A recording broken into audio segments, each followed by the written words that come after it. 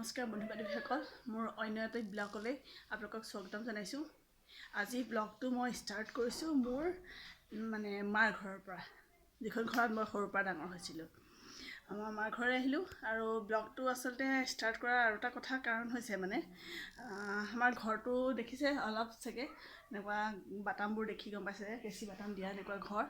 গতিকে এই ঘৰটো মায়ে ঠিক কৰাব, মা দাদা মিলি পেলাই সিহঁতে ঠিক কৰাব। ঘৰটো এইখিনি ভাঙিয়ে পেলাব, আচলতে ঘৰটো বেলেগ হ'ব, নতুনকৈ বনাব। গতিকে ভাবিলোঁ কি মই ঘৰটো চিনস্বৰূপে ৰাখি থওঁ, কাৰণ যিটোত মোৰ শৈশৱ যৌৱন সকলোৱে পাৰ হৈছে, কৈশোৰ চব পাৰ হৈছে। গতিকে মই ভাবিছোঁ ব্লগৰ থ্ৰুৱেদিয়ে মোৰ স্মৃতিত সজীৱ কৰি ৰাখোঁ। মোৰ স্মৃতিটো থাকিবই, কিন্তু গোটেই ঘৰটোত থাকিব এটা হেৰিয়ৰ হিচাপে চেনেলটোত থাকি যাব। কেতিয়াবা মন গ'লে চাব পাৰিম, ঘৰটো যিহেতু বেলেগেই হৈ যাব। গতিকে চাওকচোন আপোনালোকে, ময়ো দেখাই যাওঁ কেনেকুৱানো আছিল মোৰ ঘৰখন। এইটো হৈছে মোৰ ঘৰটো, মাৰ ঘৰ আচলতে। এতিয়া মই বিয়া হৈ পেলাই নগাঁৱতে, তেওঁলোক নগাঁৱৰ নিবাসী। তালৈ বিয়া হৈ যোৱা বহুত বছৰেই হ'ল আৰু বাৰু, তথাপিতো সৰুৰ পৰা থকা ঘৰখন নিজৰ বুলিয়ে কোৱা হয় যিহেতু ময়ো কৈছোঁ। এয়া চাওক, এফালে মোৰ মঙলিত থাকে এজন খুৰা, ডাঙৰ খুৰা, তাৰপিছত আৰু এজন খুৰা, আৰু সিফালেও আছে খুৰাহঁতৰ ঘৰ, চাইডে চাইডে আছে চবৰে এইটো ঘৰ। এনেকৈ এই আমডাল যে দেখিছে, এই আমডাল মই যেতিয়া গৈছিলোঁ একদম সৰু, বিয়া হৈ যাওঁতে একদম সৰু আছিলে, এতিয়া ডাঙৰ হ'ল। খুব ডাঙৰ ডাঙৰ আম লাগে দেই। এনেকৈ সোমাই যাওঁ।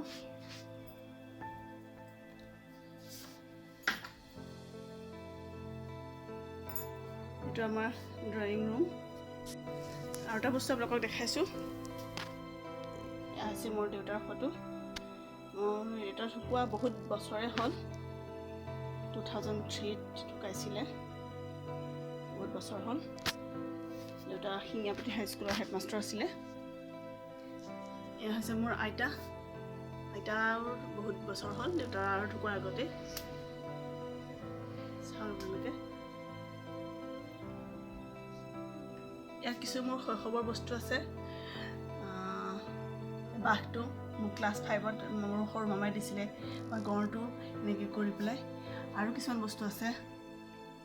এইটো দেখিছে তাজমহলটো মই দিল্লীৰ পৰা আনিছিলোঁ। এই হাঁহটো যে দেখিছে, এইটো মই নিজে বনাইছিলোঁ। এইটো যে দেখিছে, এইটো মই শ্বিলঙৰ পৰা আনিছিলোঁ। ইয়াত আগতে আমি পূজা কৰোঁ, শিৱ ফটো, বিশ্বকৰ্মা ফটো এতিয়াও আছে।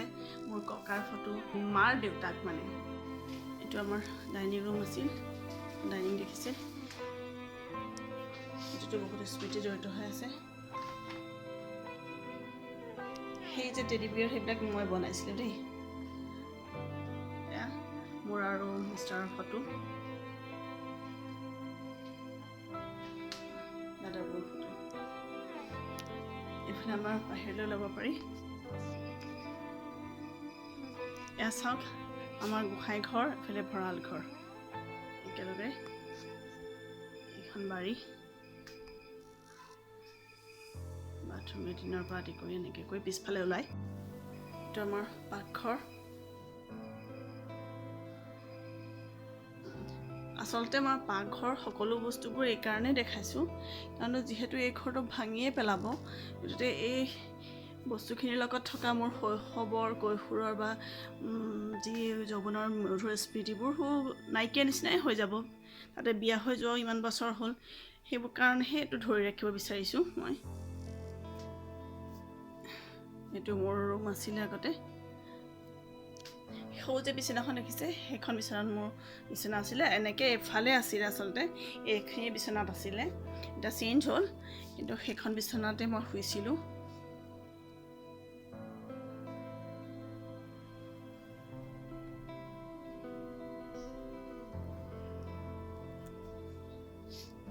ইয়াৰ পৰা ওলাই এইবোৰ কিবা দাদাৰ কিবা কামৰ কাৰণে বস্তু এটা থৈ দিছে। এই আলমাৰিটোতো বহুত বস্তু আছে মোৰ সোমাই, মোৰ শৈশৱৰ বহুত বস্তু। এইটো কিতাপৰ আছিলে আলমাৰি, ইয়াতো মোৰ বহুত কিতাপ আছে, যিখিনি কিতাপ মই স্কুলত থকা অৱস্থাত মই পাইছিলোঁ।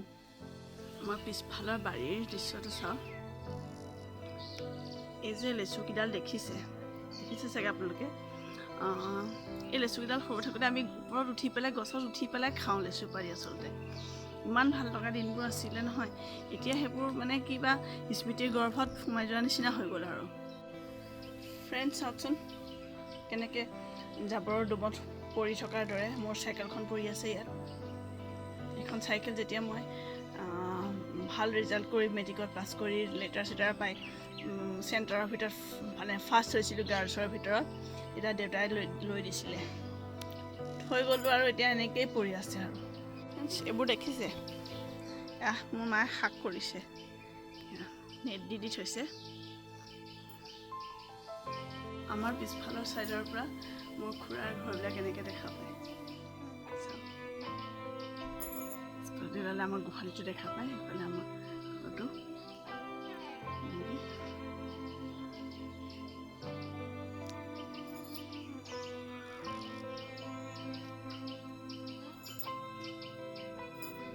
এই ঘৰটো যে ভাঙিব আচলতে মই ব্লগটোত মোৰ ঘৰটো এনেকৈ অলপ অলপকৈ যি দেখাইছোঁ এনেকুৱা একো নাছিল যে ঘৰটো দেখুওৱাৰ এটা মোৰ হেৰি কিন্তু এই ঘৰটো মোৰ স্মৃতিত ৰাখি থ'বৰ কাৰণেহে মই আচলতে ব্লগটো বনাইছোঁ কাৰণ যিটো ঘৰত মই জীৱনটোৰ বহুত বয়সলৈকে পাৰ কৰিলোঁ যি বহুত দুখিত মই যে বহুত দুখো লাগিছে মানে মই কাকো প্ৰকাশো কৰিব পৰা নাই অথচ আৰু কৰিব বিচৰাও নাই এই ঘৰটো ভাঙি দিয়া মানে মোৰ য'ত মোৰ ইয়াত ঘৰটোত থকা স্মৃতিবোৰ হয়তো শেষেই হৈ যাব আৰু কাৰণ তাৰ আগতেই বিয়া হৈ গ'লোঁ যিহেতু থকাহেঁতেন বেলেগ কথা আছিলে এইটো এনেকুৱা নহ'বগৈ চাগে